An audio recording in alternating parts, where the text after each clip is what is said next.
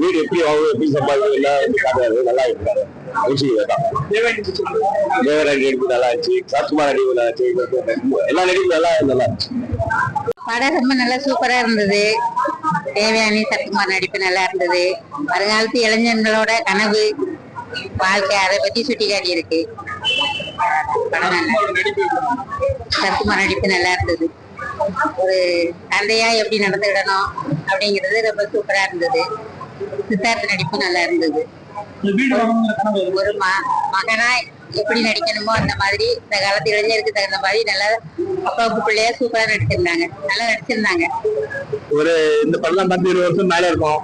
இது ரொம்ப கமர்ஷியல். அடுத்து என்ன வரும் சூப்பர். ரொம்ப எப்படி சொல்றது, அது அவ்வளவு அருமையா இருக்குங்க. எந்த ஃபைட்டு கிடையாது, கவர்ச்சி கிடையாது. ஆனா சூப்பரா இருக்கு படம். சூப்பரா அடிச்சுக்காருங்க. 2 சொன்னாங்க.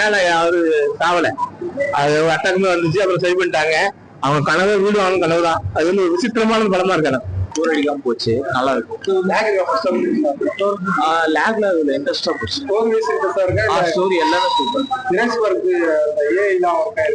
எல்லாம் சூப்பரா இருக்கு. சூப்பரா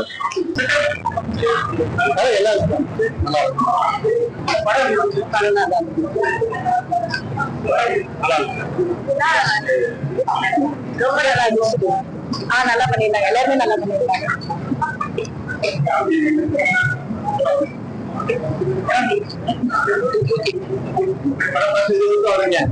சூப்பர். உண்மையில பெருமையாக இல்ல.